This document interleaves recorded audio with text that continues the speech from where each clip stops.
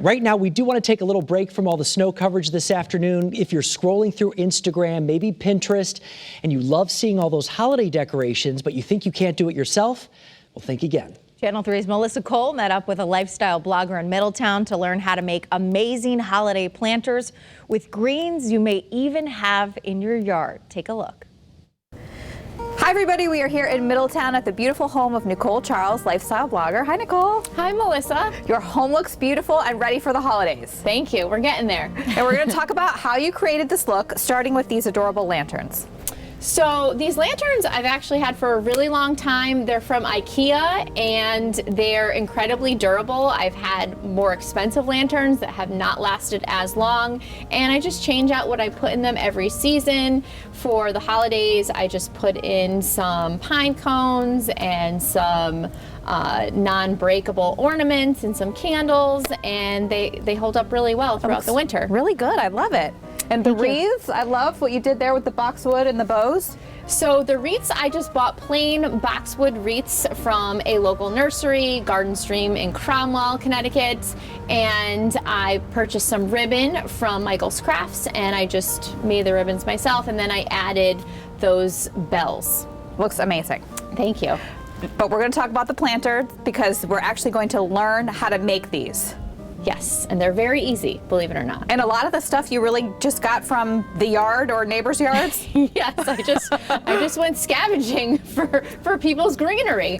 Because honestly, if you buy these, it can be very expensive. Yes, they're very expensive typically, and they're not hard to put together, and you may end up having a lot of the greenery in your own yard or in a friend's yard or a family member's yard. So I'm gonna show you how to do that today. All right, we're gonna take one apart, so stand by. So this is how I start off. I basically just make a massive pile of all the different greens that I've collected. So here we have some white pine. This is just regular pine from clippings off of the bottom of our Christmas tree. And then I did purchase this year at Michael's. This is faux, but it will last several years, so I don't feel as bad about it. There's some boxwood that I also clipped. This is some cypress that I clipped from my grandmother's yard.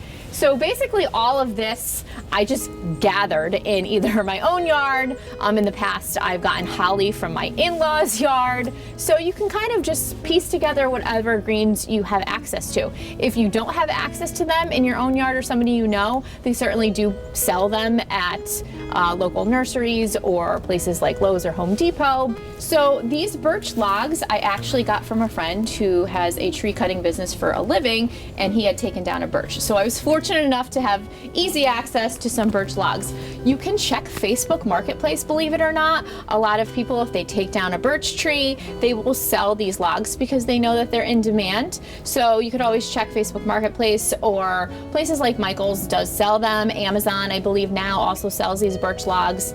To kind of stabilize them in the pot, I did add some floral wire along with a wooden dowel, and this kind of just stabilizes them. And I have a pot of dirt here in the bottom to also just act as a base. Okay, perfect.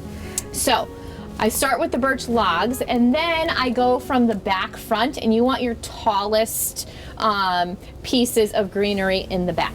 So I typically start with these larger pieces of pine. And that you just cut off from the, trimmings of your tree? Yes, these are trimmings of my tree. So if you go to a place that sells Christmas trees and they're the same price for any size, I recommend you get a tree that's maybe a little bit larger, and then you can use these clippings from the bottom to fill your pots. It's amazing. You're paying for it anyway. Yeah, so that's a great idea. So going in next, this is the pine, and this is nice because it's kind of light and airy and you see through it. So I always like this as kind of like the backdrop. It just really adds some nice texture to the back. So when I fill the front up, I always add the boxwood in the front. It's just kind of the size of it, and the fullness really just fills in really nicely. So I just add that in like that, and then I also add in this cypress, which I got from my grandmother's yard. I love it. And that also kind of fills in nicely. So then I add in, just to add a nice pop of color, the Yeah, I love berries. those little holly branches. It just needs, it needs color, so. And you can also add some little pine cones. Did you spray paint those? No, I bought them like that. Okay. Yeah, and you just kind of nestle those in.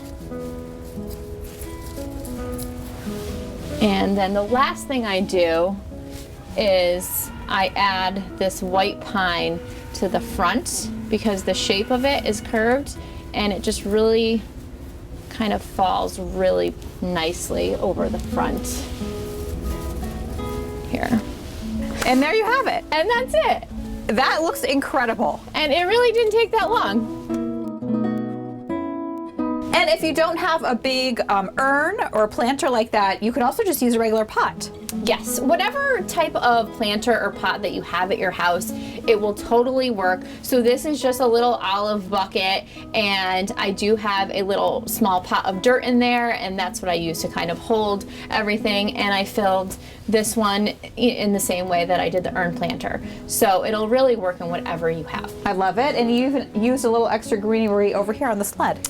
Yes, so that again is a piece of our Christmas tree from the bottom of our Christmas tree, and I just added that little extra greenery to the sled and those old skates that I found on Facebook Marketplace. I really try and use vintage items. I try and be more sustainable, and I really believe that you can make things beautiful utilizing things that are easily accessible to you and not necessarily new, and Repurposing them. exactly. Well, I love it. Everything looks amazing. Thanks so much. Thank you, Melissa.